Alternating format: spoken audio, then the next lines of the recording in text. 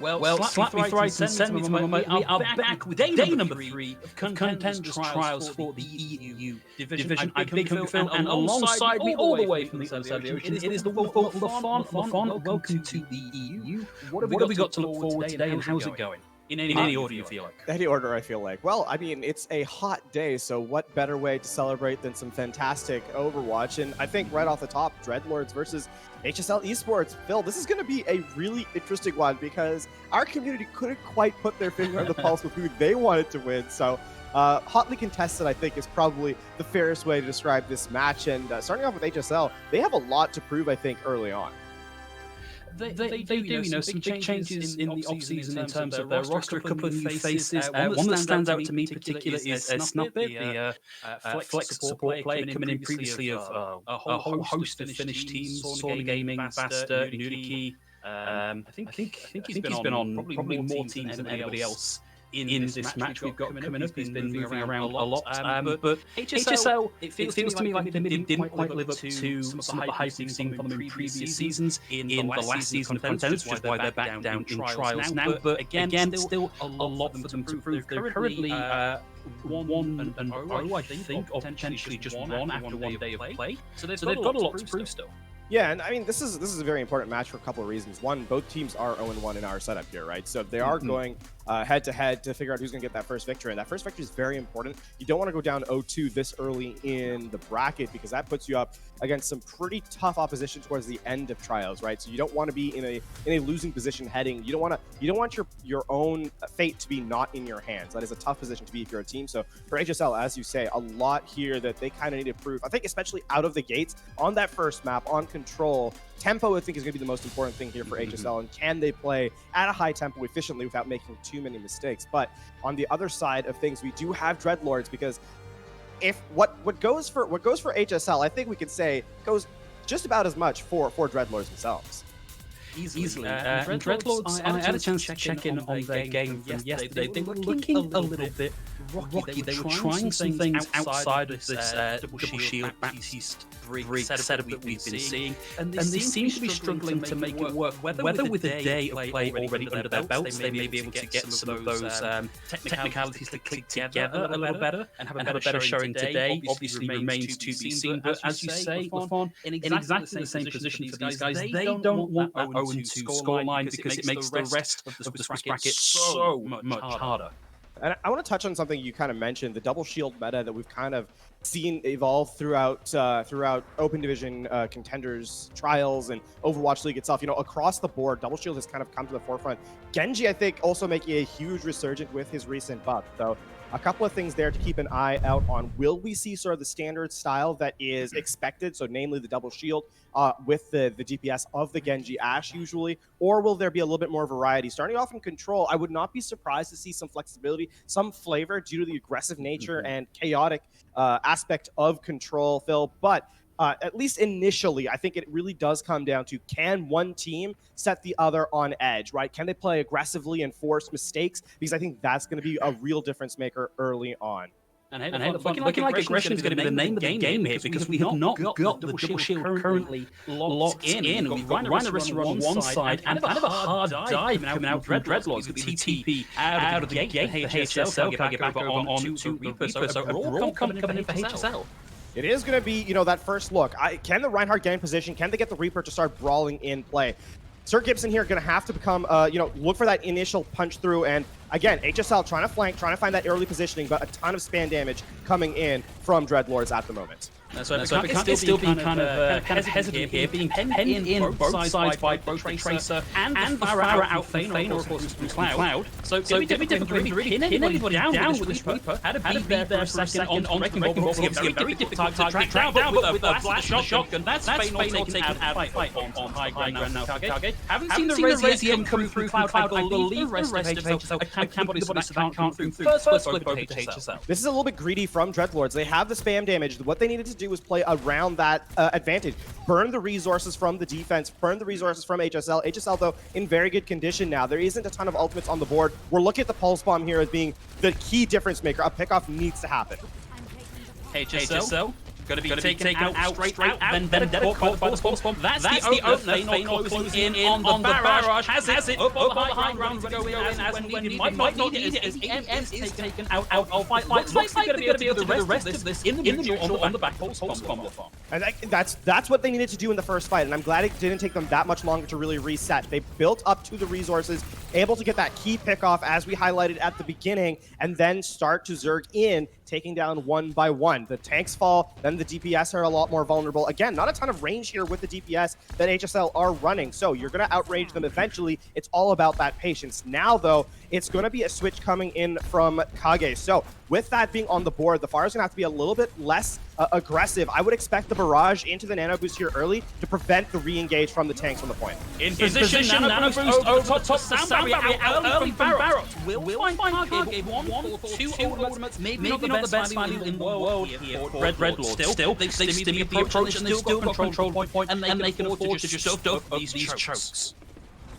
Now for Dreadlords, for HSL, what is kind of the game plan here? And it's really going to be all about getting in position to get the tanks on the point, using the Mei to sort of section out the dive, and then holding on point. And there's the start. The point is being controlled initially by Dreadlords. Yeah, point presence out, Arco once again Pulse Bomb takes Vendetta straight out of the fight. And we've already got committed HSL, and they've thrown in the Coalescence. It's a quick one, but they're going to want that back for that next fight. They need to wait for that to come back ready for the next one. It's going to flip back over here for Dreadlords, and they've got themselves ready for the next one. Wholesale swaps coming through actually from HSL as well. They're dropping the Earthshatter actually. I think they're going to keep the Graviton Surge because of how you can land it on targets and just get a confirmed kill. So I expect them to go for that hard Graviton Surge on one target, to burn that down, and then switch over. But Pure Irish can defend with self-destruct should too many people get caught in the grab. Arco with a stealth play there. On the Lord. Not get round into the line of fire. Here's the Nanobus again. Find the barrage in top. Gets two. Gets the third. A much more successful execution. Just the hunt down on Sir Gibson to go. We'll see a little bit of a contest storm coming out here from the Lucio, but that is 99-37 and 1 point on the board for the Dreadlords. Tough place to be if you are HSL, right? That Graviton Surge needed to find more value. You really needed to catch two squishies. I think even burning on the Pharah Mercy would not have been a bad idea if you could focus them down, because unable to get in, you're just taking spam damage from all angles. And again, I said this at the top, the Dreadlords played that perfectly after that first fight. The first fight, they didn't really play to their strengths, but thereafter, it was all Dreadlords that spam so key at keeping this DPS, this sort of dive composition in power. And that was the first round going handily, I think, to Dreadlords. HSL, an evolution is going to be required here in round number 2. And off the top, we're already seeing wholesale. It's just a completely different attempt. All about that control, the crowd control, the flashbang and slowdown from the Mei. And Phil, right away into the second map of Oasis Gardens are away. Additional pressure from the D.Va coming in as well means that it's going to be a lot harder for Feynor to make anything happen here, but high ground control already given over to them means that it's going to be a difficult task here for HSL to really push in when all the space control that Dreadlords have. They need to babysit Kage into position. The McCree needs to find value here. Oh, so weak though. That's really unfortunate. Arca able to blast through already halfway to that Pulse Bomb ready to go. I'm going to see that Task is getting frozen up and Source taken out of this as well. This is really unfortunate. You can't afford to be running that Wrecking Ball into a Mei like that. First point flip coming over to HSL. Beautiful read on what the Dreadlords were running.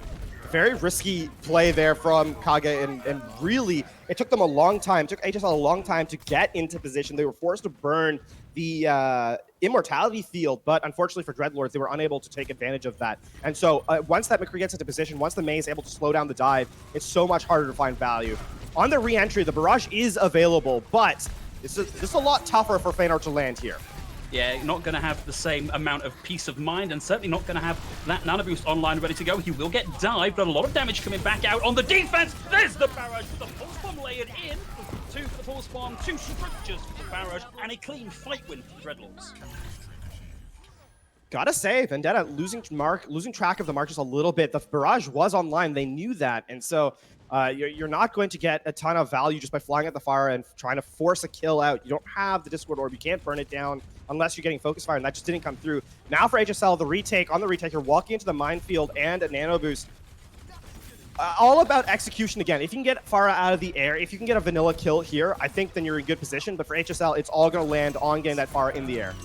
Gonna start things off with the high noon, gets booted back up into the air and taken out by Feanor, so can't get throws that in for no value at all. We see the supporters coming in from the Dreadlords as well. Self-destruct thrown in by Vendetta, can't find any of its marks, and in the meantime it is kills racking up here for the Dreadlords. Task finds ADM and Feanor, unsurpassed mastery of the sky here, closing in on a barrage for this next incoming fight. Dreadlords are playing all around, making sure that Feanor could get into position and get, value with the Pharah. You saw Kage had to walk all the way in, and despite full Matrix, was still taken out. We're going to see switches again. Sir Gibson, the only one going to be staying the same because he has to use this Blizzard.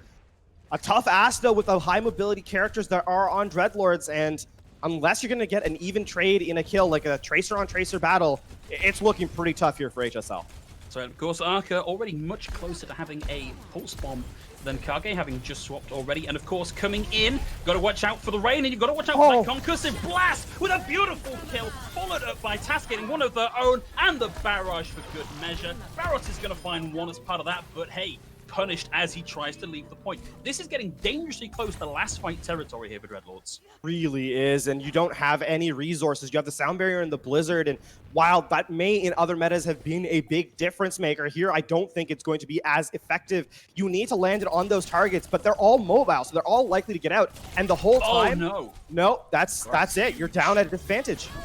We will have the sound barrier. It's going to have to be used aggressively to allow them to buy the space on the points. So Gibson's still holding on to that Blizzard, but the minefield now out as well. Now, the Blizzard may nullify some of these mines, but they've not really got the point presence here. They don't have the numbers, and as Pure Irish pulls the pin on the self-destruct and Barrett goes down, it's going to be down to these last few stall picks from HSL to try and grind out some cap progress on the point here. As we see Sir Gibson knocked down, the pulse bomb insufficient to take, sorry, just enough to take Task out of the fight. HSL is still keeping this going, Lafon, but I think they're on a hiding to nothing with this one. No, this is with Kage going down. That was the one carry who's doing all the work in this fight, and Dreadlords look to start building up control. Phil, this is not looking good at all for HSL. No, they are still in this. We've got Sir Gibson picking back over onto the Sombra to try and keep this going, but the damage is just too consistent. It's too powerful. Feanor is not being contested anywhere near enough to give them a chance in this fight. We'll see the minefield come out, but one more time, too little, too late. Dreadlords going to be coming out of that with a 2-0. A close fight. Kage doing his absolute best there at the very end, trying to drag them back, kicking and screaming into the map, but unfortunately just not close enough. The spam of the Pharah have proved to be too effective at zoning out the Tracer at the end. And Phil, just a real tough thing there for HSL. Straight up, their composition was not particularly effective at dealing with the Pharah combination. And it meant, as a result, that Dreadlord just kept the point in their favor and never gave it up. So, Lafon, you and I were talking a little bit before today's games about whether or not we'd had a chance to see any of these guys play recently. And I did watch Dreadlord's game from yesterday, and I think I mentioned on broadcast as we started that they were looking a little bit shaky. They were trying a bunch of different things. None of them quite seemed to work. And this is very nearly one of the things that were running yesterday. And the one big adaptation they've made is they've taken Feanor off of the Sombra and putting back onto what for Feanor is a massive comfort pick back on the Pharah, and boy, is it working out for them.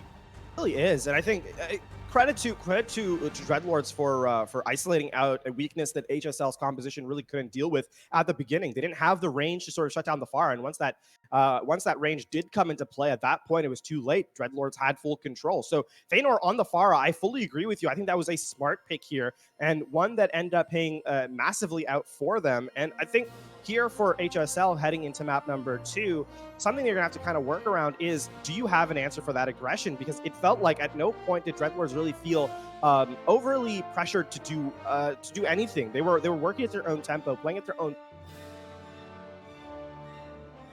comfortable being in that driver's seat. HSL needs to, I think, catch up to speed with what Dreadlords are kind of bringing to the table. It does feel to me a little bit like HSL, the only time they really took the initiative and took the point was where there had been missteps in the way that Dreadlords were playing, particularly on the first point of Oasis. That one sticks out to me of Feynor in particular maybe not having the right position, not taking the right angles to get the damage in. And so HSL, as well as maybe not having the compositional answers, currently just feeding off mistakes of the other team, and that's not the sort of situation you can find yourself in that gets you that W. In the end, we've really got to see these guys step up, and I kind of want to see a little more from Kage here, because, you know, here's the classic counter to your Pharah Mercy comp is run a decent hit scan, and I don't think Kage's really had the opportunity to do that yet. In all fairness to Kage, and I don't think that Dreadlords are particularly playing extremely, mistake-free. Like, there are definitely places where you can take advantage of some of the mistakes that Dreadlords are making. I think the one thing, though, on the point that you made about Kage is that they're not able to engage without forcing every single cooldown when he's on that hit scan, right? The Immortality Field, full Matrix, just basically standing in position. So their rotations are a little slow, and Kage, as a result, is forced, once you're actually in combat, to not really have those resources that he needs to take those fights. Again, it's not a 1v1. It's not a McCree versus a Pharah. That's not the actual effect. It's McCree's team versus Pharah's team, and in this case, it's just much less resources have to be committed to Feynor on the Pharah than Kage on the McCree, and I think that's a key difference. HSL needs to get Kage into a position where he can succeed. We saw once he got on the Tracer and was able to get into those backlines, into those positions, he was able to do a ton of work. So I think it really does come down to, can HSL bring Kage alongside them so they're working as a unit, as a squad, to combat the strategy that Dreadlords are bringing? I think that's going to be the key difference in map number 2. And I wonder, Lafon, if maybe what they need to be looking at is just maybe sticking with what is currently meta at the minute. We didn't see them running that double shield particularly. We didn't see Kage picking up the Ash, which we know to be a really strong pick at the minute. So maybe this round we're going to see them swap to that, because it sort of forces people to play together in that way, in such a way that enables the individual members to be in that big cohesive unit. I would fully agree with that. I think the problem with Double Shield, though, on map number 1 specifically, is I think the composition that Dreadlords were bringing was not would have worked around Dreadlords, right? So it's a tough place to be there if you are HSL. You can't really get into position to kind of do much of anything there. So I think Double Shield on map number 2 may be the answer, but for map number 1, I can understand why they elected to stay away from it. And it does look like that's what we're getting out here on the defense from HSL. The Orisa Sigma double shield composition. And obviously, always a little bit premature to talk about what's currently in spawn for the offensive side. But given the success they had on that first map, would not surprise me to see this coming out for Dreadlords. No, not at all. I think you can definitely run this, especially with how well it worked on map number 1. If you found success with it, there's no reason not to try it if you think you can get value out of it on a second map type. I think it's going to be a little bit more difficult here to get the Pharah into position against the Ash, but also the double shield. Feynor there is exactly going to switch, as they're going to, I don't think the Pharah would have found a ton of value, so Somber makes sense to me. A full dive comp here from Dreadlords. Pressuring out Vendetta and Kage is going to be the answer here. If you can get them to kind of give up positioning, you will find a lot more success. But all of this is going to be at the cost of Sir Gibson getting into the backline, doing damage to the Genji, and starting to build up that Dragon Blade. That's right. This is a really interesting position we've got for HSL on the defense. They've opted to hold not even on top of Big O's. I think you can just catch through the silhouettes there. They're actually holed up on this bit of ramp on the backside of this first turn. So they're not offering any cart pressure. No, not only that being said, though, you can't dive this. There's nowhere to dive to come in at a flank. So this is a really, once the cart gets underneath it, HSL are in, they're doing a pretty good job of holding it. This is going to be a soft dive as this needs to get into position to get a fight going. And HSL, that shield may come back to haunt them, though, as they need it up on the high ground. May well do. Feynor not doing too bad at generating EMP charge, 33% and climbing here. We'll need to do a little more work to get that in. In comes the dive, but a beautiful reaction with the coach gun knocks Task out of position, so the dive isn't able to complete, and they're going to find themselves hauled back up under Big O's. Hack will come through from Feynor as he starts to crank this up a little bit further, and we've got the Coalescence out from Source. It's a big source of pressure. It can burn down things like Snappy's Immortality Field and buy enough confusion and space for Arca to get Barrett. That's now down, and it's back up to Healsville for Source, but this is a big advantage, having taken the Brigitte out of the fight. But that's going to get the equalizer there. Feynor taken out most of the way towards having that EMP, though. And of course, the respawn for Sombra on the offense here, significantly faster. But now we're over to Arca with a pulse bomb into the back. Finds Sir Gibson. The pistols take Vendetta out of the fight. Melee onto Kage. And it is 100% the Arca show here, as we see Dreadlords looking to push this to the end of point A. A little bit greedy, a little bit panicked from HSL, I think, in that play. They did not need to be that aggressive on the entry. They walk into a coalescence, and that means that they're just going to, they don't have the sustain required to go through.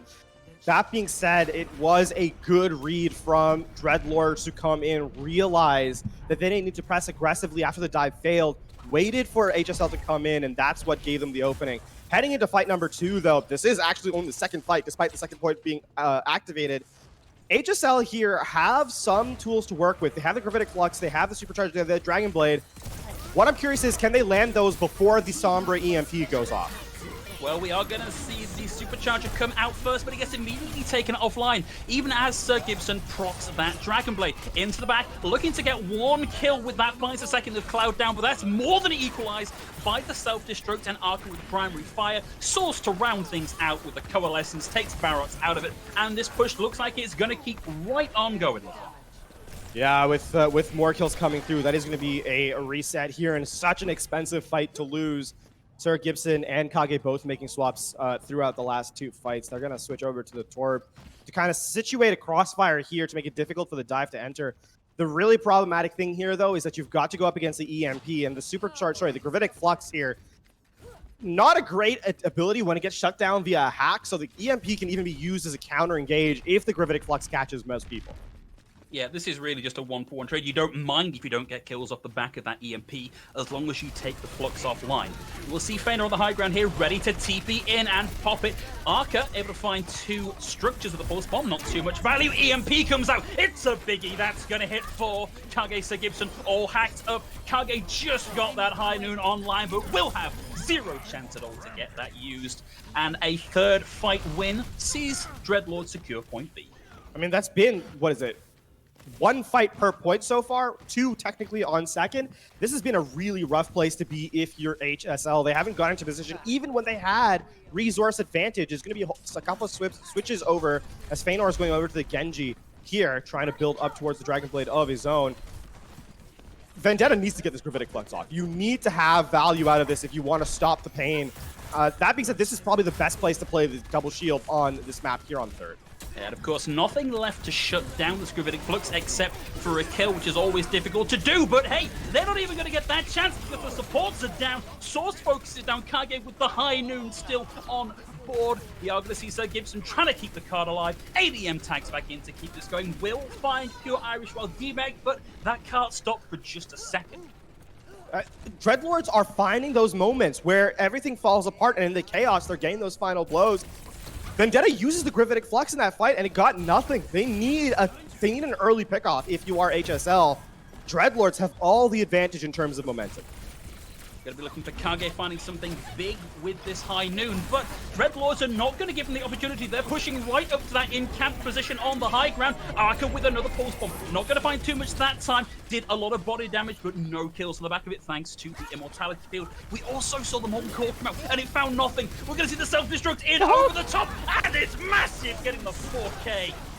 Sound barrier out to round things out, and it's Vendetta left alone on the point, trying to keep this going. He's not going to be able to stand up to the number of bodies on the point, and with the Dragon Blade over the top, this is going to be just over 2 minutes, 20 seconds as we round into the end of point C for Dreadlords. It's a last-ditch stall. It's all about how much time you take off the clock because you're not bringing this one back. The focus fire needs to be there, Phil, but for Dreadlords, it's looking very good. Have the Gravitic Flux finally out from Vendetta, not able to find too much again. Too much damage, too many bodies on the point, too much HP for anybody to be able to find anything to do with. It's now down to Kage to duck into different to dive around that point to keep it going long enough for Sir Gibson to come back in, but not going to be enough. 1 minute 54 on the clock as we round point C. Such a quick game here from the attack. They just did not give any space to HSL to work. And as a result, Dreadlords looking very comfortable here after the first run. Again, to their defense, they just have to have, if they even have 2 fights per point, Dreadlords will be sitting at a very comfortable, very comfortable time bank. HSL need to go back to the drawing board and sort of relook their approach to how they're fighting these aggressive teams, because HSL, they just haven't really been in these fights. They're losing fights that they are committing more to, and Dreadlords are being very efficient with their ult economy, are still finding a ton of value. So it almost makes me wonder if the sort of thing that we're seeing from Dreadlords has been a lot of like high mobility dive, a lot of player characters that want to get in and out of the fight fairly quickly. Do we need to see HSL move over to something a little more CC focused? We saw, a couple of attempts at this with the May and with the McCree a little bit, but maybe going all in on that sort of strategy might help them out here. I don't necessarily think so, because I think one of the things that HSL, their composition was fine. They even in the fights where they were generating resources, they were fine. I think the problem comes down to a big problem that comes down to here is that HSL in a fight where they committed more resources got fewer kills. It's not about. I think the team comp at this point is not the problem. It's the execution in the middle of the team fight that HSL's kind of struggling with. And I think, credit to Dreadlords, they're doing a great job of recognizing those moments where they can press the advantage and are taking it. But for HSL, the talent is there. We saw some great gameplay from Kage, from Sir Gibson in the DPS play. I think even in the tank and supports, there were definite moments where across the board HSL has shown that they can, keep up. But in the chaotic team fights, they're just losing track of their marks, and that's putting them in a position, down in this map that they really did not need to be in. Lafon, can I take you all the way back to the first point of this map, where we saw HSL setting up really in quite an advanced position in terms of that first stretch, like on the final corner of that map.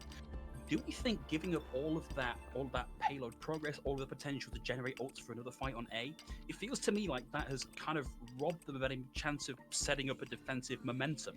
Do we think maybe this was part of why we saw such a big problem for them here? I mean, the idea is not necessarily poor, right? Like, I get what they were trying to accomplish. It doesn't. I get the thought process makes sense to me. It's a logical thought process. I think the problem is when you have the advantage, giving it up for free is not the play, and I think that's where things kind of went wrong for HSL. Again, the strategy is legitimate, right? You make sure to have a place where you're sort of supported by the map geometry, and that makes it difficult for a dive to engage on you, which, okay, I could totally see that. But then giving it up when you still have cart contest, when you still have high ground control, I think that's where things kind of fell apart. And you let Dreadlords back into the play. The Tracer finding so much value. The Pulse Bomb, we saw the stick on that first fight that just basically opened it all up. And I think that's where the issue lay, not necessarily in the decision making to get there. I always like working with you, Lafon. I feel I learned so much more about the game with your analysis, so thank you for that. Guys, just to give you a little bit of an update, we're having to make a couple of adjustments behind the scenes here, so we're taking a little pause. Don't worry, the game itself is still paused, so you're not missing any of the action just yet. You just got to bear with us while we try and iron out some of the kinks. Now, Lafon, one of the other things we talked about before we started this matchup was Feanor yesterday was looking a little bit lost on the Sombra in particular. Very good when they brought out some of the other characteristic flex DPS picks, but he seems remarkably better on that pick today, and it seems almost surprising to have this level of step up in just one day. I think really big round of applause for Feanor for finding that extra drive there in one day. I think credit to Arca as well, actually, who gives a ton of space to Feanor, because the Sombra player is not a carry. Well, I would say is rarely the carry player in sort of the middle of a team fight, right? You're not really expecting 5Ks coming out from the Sombra player. So I think for Feanor, now that he has a little bit more space to kind of execute on what the Sombra needs to do, generating EMP, finding those useful hacks, getting damage in the backline to make soften up targets. I think with Arca providing the space to the full pressure, Feanor's in a position where he can play his character to the way it needs to be played, not in a more ineffective way. So I think credit to the team and getting value out of the Sombra pick. I feel like if a Sombra is not getting value, the first question you have to ask is the team setting them up for success, right? And I think for Feanor, there's a little bit of there's a column A, column B answer to a bit of this to this answer, and I think the team is playing around it, and that's giving him the space he needs to play better, right? So there's it is, yes, he has improved massively since yesterday. I think there's also the team is all on the same page trying to get to a solution that involves the Sombra. I always think it's really difficult to know, like, at what point you pull the plug on whether the Sombra is working or not, because, you know, if it's not been working but you're past that 50% mark on the EMP, like, it can feel really, really tempting just to stick with it. And guys, like, I'm most of the way towards the AMP and we win the team fight on that. What can you, like, what's the sign that you should swap early? When do you look at your pick and go, okay, guys, this one's dead, let's roll the next comp instead? I mean, first of all, I have to call out the pun that you made there. Pull the plug for Sombra? Ugh. Hey, you know, sometimes my punning is so good I don't even realize I've done it.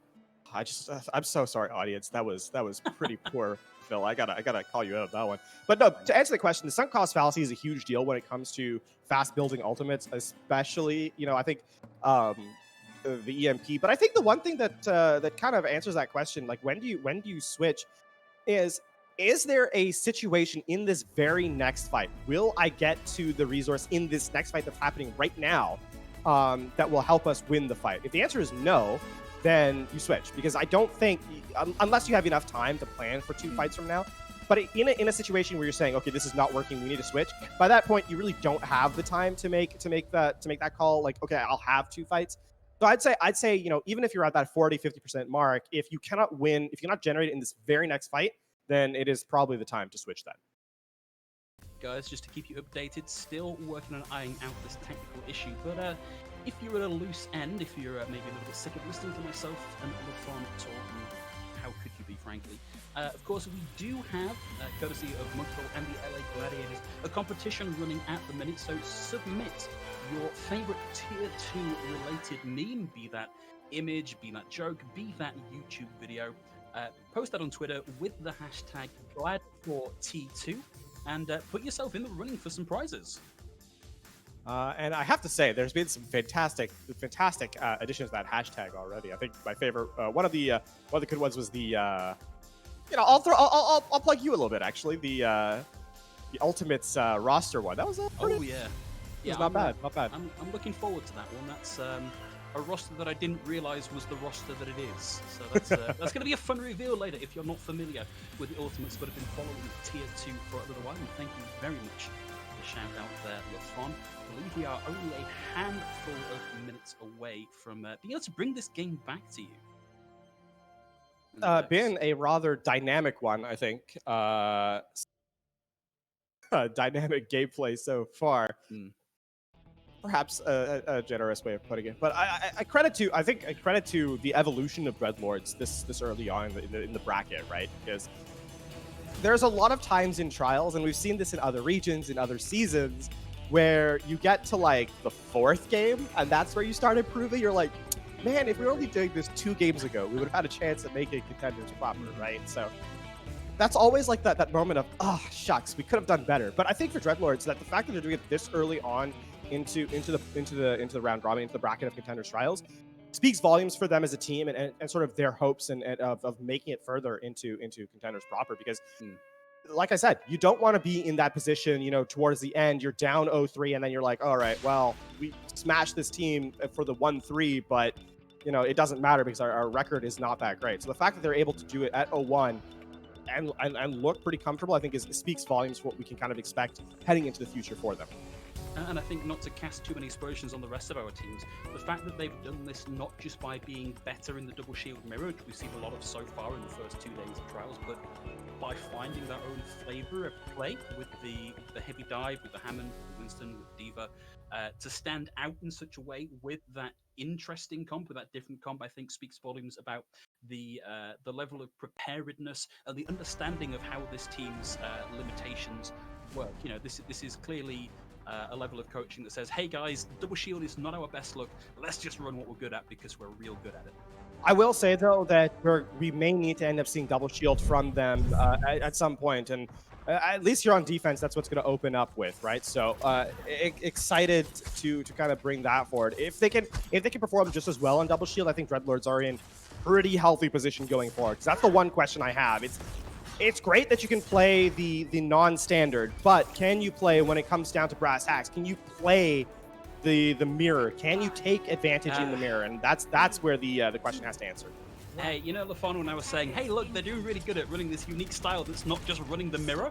Well, yeah, here we go. Dreadlords running the double shield now, set up a little bit further forward from where we saw HSL last time, so it's going to be a little less cart progress given over before this first team fight happens. Let's see how this works out for Dreadlords. Oh, the immortality first so early here from HSL. You do not like to see that. That's really unfortunate. So Gibson able to push up a little bit under the cover of that immortality field falling. We'll get into the back. Nice hold dash through, hits him a meaty 30% of that ultimate. A couple more runs through like that, and we're going to see that Dragon Blade ready to go. HSL with a rotation here to take up almost the offensive position, and a massively early amplification matrix from Source is going to help TAS get the first pick of this exchange, with ADM now down and out of the fight. Vendetta still in this and keep it going. And speaking of early ultimates, here's Sir Gibson with the Dragon Blade, finds one with the dash reset, but will get taken out in the middle of it. Dreadlords coming out with the hold for now, with the cart just round that final corner. Oh, and Snappa is going to be stalled out here too. They're going to stay late kills onto Kage here. He's going to get away. Yeah, that was a little bit of a crouch spam with the coach gun.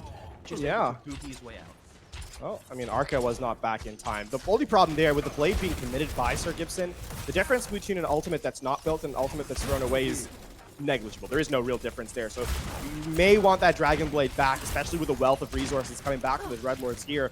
And in the mirror, I would expect this supercharger here to be a big difference maker from past. Well, here's the big difference in ult charge. Of course, we've got the Bob, and we've got that Gravitic Flux turn them into a shooting gallery.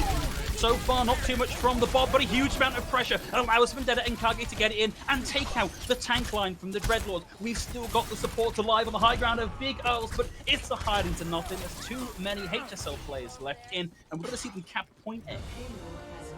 Good response to the greed from Dreadlords there from HSL. That's what we needed to see from them for the first, the first half of the series that we've watched so far. They allowed the greedy supercharger to come in and then just zoned out the push. And I think from Dreadlords, a little bit of an overstep there. Now the Dreadlords are not in a position to kind of retake, and with Sir Gibson taking this high ground and building up towards this Dragon Blade, HSL can find a ton of value here. And aggressive positioning from the DPS. This is great. Allows them to build up that early ult charge and just slow the recon test onto the cart. When they do get to that cart, though, they're coming into a whole world of pain with the ultimates that Dreadlords have on board. Source starts things off with that amplification matrix down onto the low ground. And very cleverly, HSL back the way down into that cover. Immortality build out early, used to protect the tanks as they fall low. Feynor looking for value with the blade, can't find too much with it, but does buy a huge amount of space. We'll see HSL back away from that incoming danger. Now as Dreadlords rubber band their way back in there, starting to get those kills. Pure Irish with the double, or rock to the dome onto Barrett, and that is going to be a clean team fight win for Dreadlords. And that is sort of the power of just waiting and biding your time. The immortality field is forced early, so there's not really much to defend against the Blade and Bob. And sure, the Blade doesn't get a ton of kills, but it builds enough damage that allows, the cleanup onto ADM. And as a result, you're going to clean up this next fight. That being said, you are actually in a tough position. I would like to see how aggressive this could hold, but HSL has the advantage here. Should they pull the go button? This supercharger. Looks like they're going to go for it. We've got the Super Blade online, so Gibson finds one. Arca now out of the fight. Dashing back in, looking for the second. Will find Cloud. Ulted back in, but down and out. And HSL, they hit that surface and bounce right the way back up again. Excellent execution there. You walk out. You do not give anyone time to sort of execute. As you said, the supercharger into the Dragon Blade. It's instant kills. And despite Pure Irish using the Gravitic Flux, it does not catch the Genji, so Sir Gibson finds a ton of value. Into this next fight, though, the mirror is now here as well. If Dreadlords can get out of spawn, they will have the same tools required. Across the high ground, oh, huge dynamite. Yeah, this is great aggressive positioning, and we saw the kill almost come through there onto Cloud. Tas seeing it taken down, and Kage still has the Bob ready to go. Amplification matrix out, immortality field out, everybody pulling go on everything here from the Dreadlords, but HSL, with the aggressive positioning of the damage coming in, have managed to round their way through this fight. And then I take a quick moment there to show Pure Irish the what for in the Sigma battle. Wow. And that was a very efficient fight from HSL. They took the high ground, they took the amplification matrix, and Kage did not miss his shots. Such a painful place to be in a corridor against the amplification matrix. On this retake from Dreadlords, the answer, they have high ground. If they don't give it up, there's still a possibility here where they can do a ton of work. But Feanor needs to find, I think he needs to find something with his Dragon Blade here. Yeah, hopefully with a little bit of help there from the Supercharger, they may just open this up that little way. They are fighting into a rally though. Blade is going to have a hard time. Yeah, so it's got to come out quick. It's really got to come out before there's much chance to build too much into the top of this. Well, that's going to be it. Wow, Sir Gibson with the triple. Feanor looking to get one with the Supercharger there, but there is too much available for him. Feanor's going to get taken down, and that is going to be HSL back in control of the card. And now there are just over 30 seconds difference in the time bank. We're looking for a recontest here from Dreadlords. We're looking for a recontest from Dreadlords, but Dreadlords have nothing. The Supercharger here is going to put so much pressure on the re-entry, and this is just a massive amount of damage coming through. All right, with the amplification matrix catches them all coming out of spawn. We'll see Feanor jump onto the high ground to try and deal with it, but there's too little that he's able to do. He can't tag in. That was a blistering point C after a rickety point B for HSL and a near even time bank, LaFon. I mean, that's what, an 8-second difference? 206 to 54, so 12-second difference. The thing there is, at the top of the round, I said, are Dreadlords capable of playing the mirror? Because that's going to be what sets them, I think, apart and in their quest for contenders. Unfortunately, that defensive round was not particularly awe-inspiring from Dreadlords. Credit to HSL, though. The sheer aggression, recognizing that they had the win potential, the ultimate economy throughput, and just finding tons of value. And I think the big difference there, really it comes down to the blade difference on that third point, right? On one side, you have a Dragon Blade that's just ineffectively slashing into a rally and gets one kill versus the Dragon Blade that has everything at its back and is really not going to go down, and that really was the difference in the double shield. Now, a good evolution here from HSL, though, on their defenses. We set up for the second, for the extra innings, if you will, here on the defense. HSL going just immediately out of the bank with the Torbjorn, with the McCree. They expect a dive composition coming in, and they're working around it already. That's right. The two least favorite characters for coming up against a turret, at the very least, would be the Tracer and the Sombra. It makes it very difficult for them to get their work done. So if they opt to try and make this work, it's going to be hard. And if they opt to go back and swap to something a little more concrete against this, it's going to cost them a wealth of time. Feanor's going to get scouted out there and sent back. We'll see the cards start to move around this first quarter, but this is where it's going to start to get tricky for them. Where the rubber starts to meet the road. Cloud momentarily stuck to the ground there, almost focused out, but able to escape to the high ground and keep this going. Going to see them rotate now through this low ground tunnel. Might be a fake out, because I don't think they want to abandon the cart unless they can help. They've got the cooldowns back and they're ready to come back into this one. Ow! Arca gets caught out by Barrett, and they're already in the 5v6, but the divers come through, the mobility is gone, and HSL are able to dismantle the dive as it comes in. And I mean, this is a really smart play from HSL. They're like, all right, you want to dive? We'll just force your dive into a brawl, and you're not going to win that against our health pools. You need an assassination target. Feanor down late. And I like this adaptation of playing on the cart. They're like, all right, if you want to dive, we're just not going to give you the opportunity. Again, I think there needs to be an adaptation here from Dreadlords for the first time in the series, really, Phil, that they need to find an opening here that they just don't have. Might be succumbing to the sunk cost fallacy, because Feanor around the 70% mark on that EMP. Gonna see the Coalescence come out first to keep this going, but unfortunately stunned out of it. But they have secured themselves the 5v6 with Kage now down. Task throwing hands on the cart, looking to get that environmental kill onto the Torbjorn. Can't find it. You see Feanor TP in, back the skill will come through onto Sir Gibson, but so far still a lot of bodies, a lot of pressure at this choke. Self-destruct thrown in, gonna be looking to find the double around those shields. That's gonna be Adam, Snappy, taking down Vendetta and Barrett's to fall. It's gonna be in overtime, but Dreadlords are in control of the cart once again.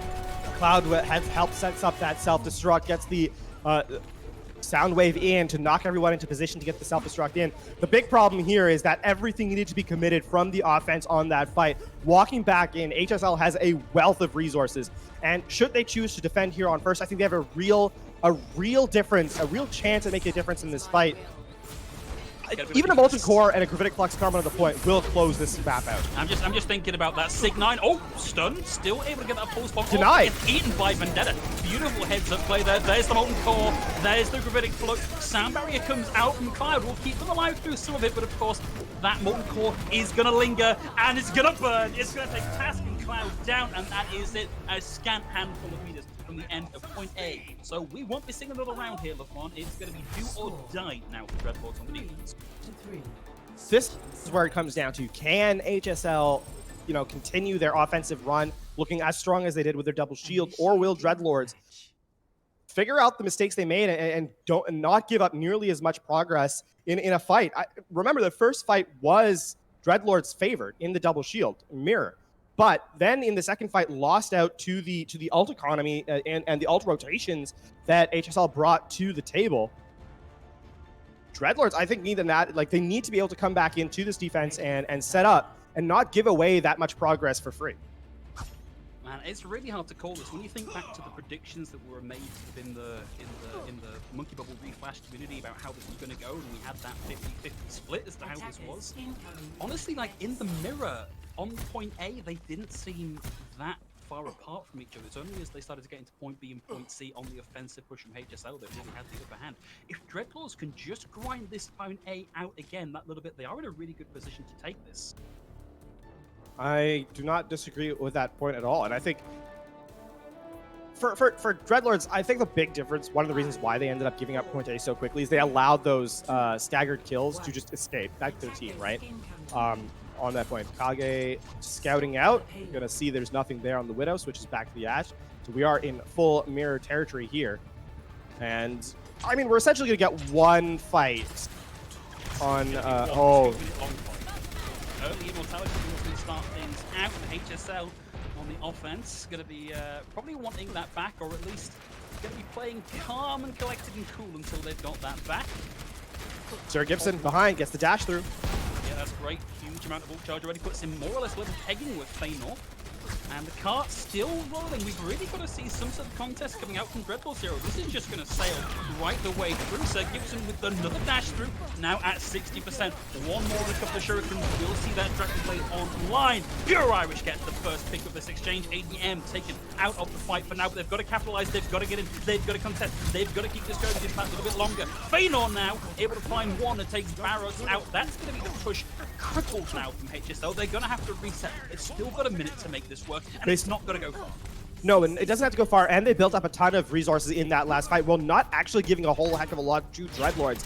HSL are in pretty good position. No, they do not have high ground control, but should they get Sir Gibson into decent position here, I think they can make a break of it, especially with the fact that they forced the Amplification Matrix out in that last fight.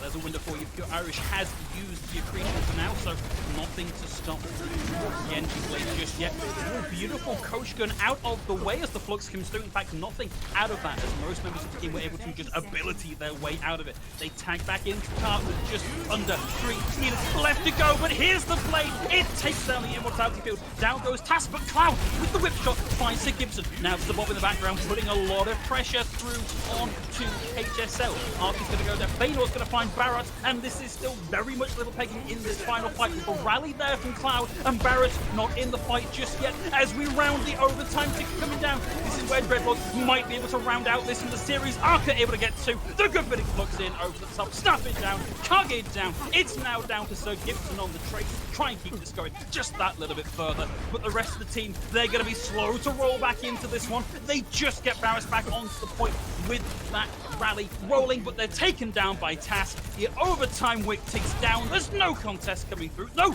they tag it at the last second, but ADM whittled down as they come back in. There's Vendetta tagging in with the Winston, but this is all just a last desperate attempt at keeping this going. Dreadlords in control of the point as the staggers come through, and they take the series 2-0.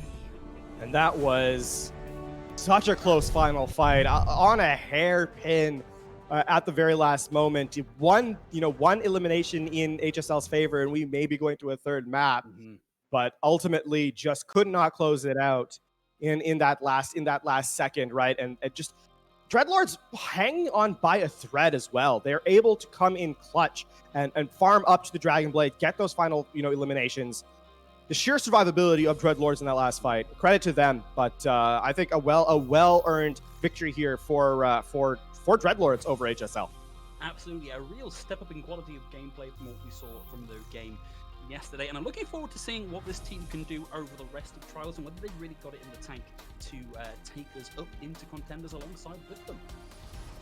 Yeah, there's a lot to be said here. I mean, there's still a couple more matches for them to play, so there is still a couple more a couple of more things we need to learn about their game style before we can really say, we can really give a full address of what Dreadlords are capable of. But at least early on, I think a great evolution, even one game to the next from Dreadlords here in Contenders Trials, and impressive showing here today. Yeah, it's really good. And this is not to say that HSL were without merit Not entirely. at all. They've made Dreadlords work incredibly hard. And that point, that Route 66 offense from them, I thought was absolutely fantastic. Probably, well, in fact, even reflected by the time bank, a better offense than we saw from Dreadlords. It's just that they just seem to lack that final touch of polish in that final point A offense on Route 66. I genuinely, for a second, thought they had that when they had the Dragon Blade ready to go, but there were just too many answers from Dreadlords to be able to shut that down. It's really unfortunate for HSL. Yeah, again, for HSL, this is not a go back to the drawing board moment, I don't think, for them. I think this is more, you just need to evolve just a little bit. And I mean, that's going to be the highlight. That's going to be the storyline for all of Contenders Trials. It's evolution, right? This is about how do you make that next step? How do you get into Contenders proper? And there's an element here of watching HSL and seeing they're just a single step behind. I don't think they're, far and away worse or anything like that. I think talent for talent, they had the mechanics required to keep up. It's just that in certain moments, in those clutch instances, it was one or two things that kept them away. Whether it be they didn't have accretion on cooldown, or the break bash wasn't available when they needed it. It was small things like that. That's, I think, just what made, especially on Route 66, that put Dreadlords ahead just a little bit. So for HSL, I think a little bit of work required, certainly, as their record suggests, but not nearly as massive a gap as we kind of would have worried about looking at an 0-2. That's right. Well, I do believe we've got an interview coming your way very shortly. And in fact, we've got Pure Irish, the Sigma player for Dreadlords, coming your way to talk about that previous match. Hello. So, yeah, hi, Pure Irish. Welcome to the stream. Congratulations on that win. How are you feeling? Pretty good. Especially, yeah, we're all really happy, especially with that last fight. That last fight was really close, so we're all really excited about that. I mean, walk us through that last fight, because it was a hairpin difference in that final engagement. What's sort of going through your mind both at the start and at the very end of it? Just walk us through it. Oh, at the start, Task Cloud did the while tracking, and Task was laying out a plan. We saw the Sigma go top right, so we're like, Sigma, get him out. They all start rotating. It's just all a blur after that, to be honest. I don't even remember what happened. I just remember Task going down. I was thinking oh, this fight is lost, but then we just got a pick, and it just all snowballed from there. It was amazing. It's amazing how thin some of these fight decisions really are when it comes down to it. I wanted to take things back away a little bit from Route 66 that we've just seen and talk about the composition that you've been running with the Wrecking Ball Diva comp with Feanor on Pharah. How did you as a team arrive at that as a method of playing when everybody else seems to be running double shield at the minute? Well, for us, it kind of fits our hero pools, but it's also we played this comp a while ago, back when we were playing in OD. We used to one trick this comp a lot, so we're all pretty comfortable on it. And yeah, we figured it to pull it out kind of last minute. It was we used to play it on some maps, but we started running it more on more maps today. So I'm glad it worked out. Yeah, very very fun to watch. LaFawn, any other questions before we let Pure Irish go and celebrate with the rest of the Dreadlords? I mean, congratulations to you guys. A well played game. Any final thoughts here, Pure Irish? Just wanna say that some people look down on the team we have. They don't think that we're that strong, but I'm excited to show that we're strong and we have what it takes. Well, thank you very much, Pure Irish. Certainly doing a good job of setting yourselves up as a strong team in this region. Can't wait to see what you do in the rest of Contenders Trials. But guys, that's going to be all we've got from HSL, Esports and Dreadlords coming up just now. But we do have one more game coming your way on the Monkey Bubble Reflash stream. We're going to throw it to a quick break when we get those guys in and ready to go with the next stream. But don't go too far, because we will be right back.